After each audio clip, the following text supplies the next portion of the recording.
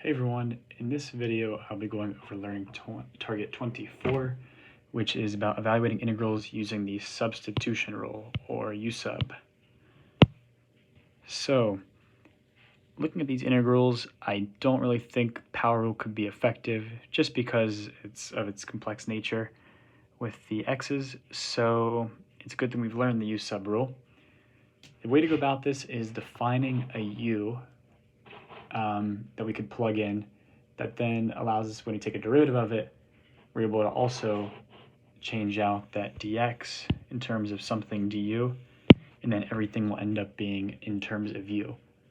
Unfortunately, if we just plugged in u for something and we still had x's, we can't take the integral of that. Everything will need to be in terms of u. So the first step here will be to choose a u. And often a good idea, given up one of these problems, is choosing something that's like being raised to an exponent. So in this case, I'm going to choose it to be x cubed plus 5, because it's within that set of parentheses being raised to the 100th power. And then du is the derivative of x, or in terms of x, which will have 3x squared. And it's important to write that dx. Now, our goal when we do the u sub is to get everything in terms of u. So if I were to plug in, well, I guess first off, I'll start by rewriting this as x cubed plus 5 to the 100th power. Then I still have an x squared dx to deal with. But going over here to this expression or this equation I have for du, I see where I can get an x squared dx. If I write 1/3 du, this is equal to x squared dx, which we have. So x squared dx. Now this is great because now I can just plug everything in that I have the u and the du and get everything in terms of u. So this will be the same as u to the 100th power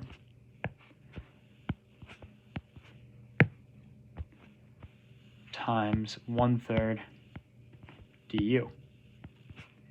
Just doing these colors to represent what's being subbed for what. All right, I'm going to take that 1/3 out to make this integral a little bit easier to understand. U to the 100th du. Now I just use the power rule. So I have 1/3. This will be times u to the 101st power. Then I divide by that. Got to remember the plus c. So I have 1/303 times u to the 101st plus c.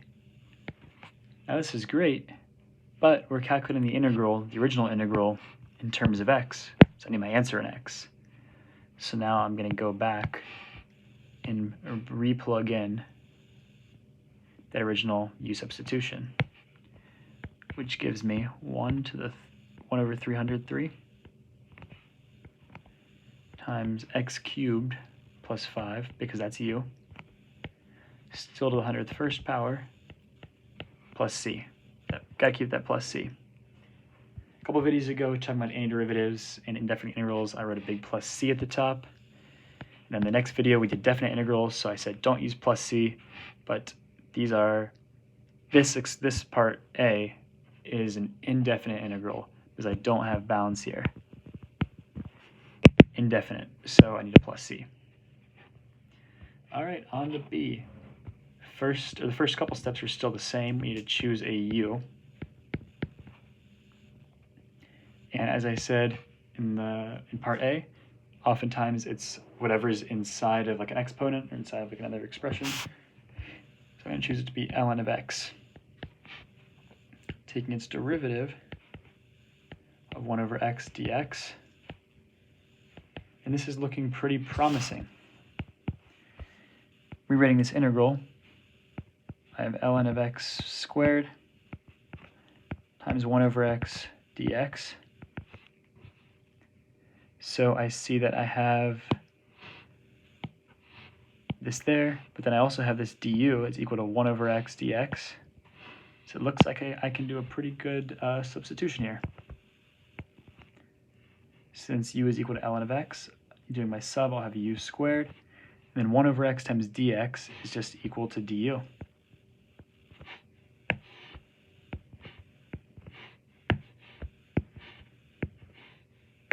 All right, and from here we can just do the power rule. We'll have 1/3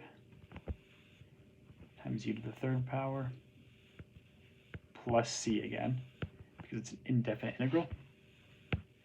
And then I need to plug in again for my u. I have 1/3 ln of x cubed plus c. That's our answer. All right, on to c, another complicated looking integral. But doing our steps, we need to choose a u. And as I said in the last two, we're going to pick that u to be whatever inside some other function. So I'm going to do 1 plus 10x, taking its derivative, just have 10 dx. And I see we can directly plug in this u into here, but I have a dx I need to get rid of. I need to write it in terms of u. So I'm going to get dx alone. That'll be equal to 1/10 du. Alrighty, this one's not too bad to plug back in, but notice it is definite, so keep those integral bounds. Actually, I'm going to do those bounds next. First, I'm going to plug in for u, then I'm going to do the bounds, because that's a pretty important step. So I will have u to the 1/9 power times 1/10 du. Because of 1/10, or 1 plus 10x, and that equals u, and dx equals 1/10 du. But now we need to worry about the bounds. So a lot of people would just go ahead and write in 0 and 1 for them to keep the same bounds, but that's not true, because originally we're dealing with terms of x, right there. But now we're dealing with terms of u. So we have different integral bounds. The good thing is it's not super hard to find these new bounds because we have an expression for u. We can use this same expression to find our bounds in terms of u. So this will be equal to 1 plus 10, and x is equal to 1 from that upper bound right here. That just equals 11, so I'm just going to write this as 11. And then here we have a 0, that lower bound, plugging into the u. 1 plus 10 times 0 is just 1. I'm just going to write u equals 1 here, just to show that we're changing it to bounds for u. You don't really have to write u equals 1. I think it's helpful, but if you do it correctly and just have 1 to 11, like you change your bounds, then it's assumed that it's in terms of u. All right. I'm going to rewrite this one more time. I'm going to take out that 1 over 10.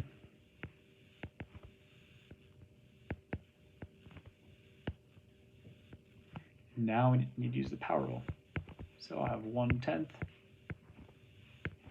times 1 over 9, or times u. 1 over 9 plus 1 is 10 over 9. And then divide by that 10 over 9, or multiply by the reciprocal, times 9 over 10. And bounds will be from u equals 1 to u equals 11. Just going to write it again to get that point across. Clean up a little bit more, I'll have 9 over 100. Oops, that should be 11 right there. I'm so sorry. We will have 11, 10 over 9.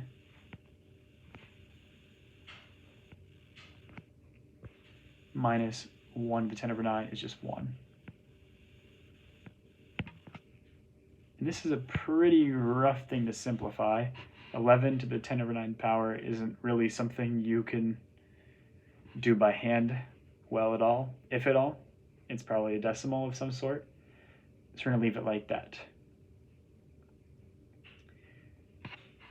Okay, going back to the beginning, u substitution, we're going to choose some value for u that helps us write the original integral in terms of u completely. So that means selecting a good u that its derivative can also help clear out the original dx. Typically the way to look at these, picking your u, is deciding like what's inside some other function or other expression. In this case, we have something raised to the 100th power. So we're going to define u as whatever's inside there. We take its derivative, and then our goal is to clear out whatever is left in terms of x by rewriting this expression in some way. Sometimes it'll be perfect, du equals whatever. Sometimes it's not. In this case, we had to divide out by a 3 to get that x squared dx, which is right there. And then from here, we just make our u substitution. We plug in those things we just solved for. We calculate the indefinite integral as normal, keeping our plus c. And then in the very end, we plug back in our u. Part B, pretty much the exact same thing. C, it's a definite integral.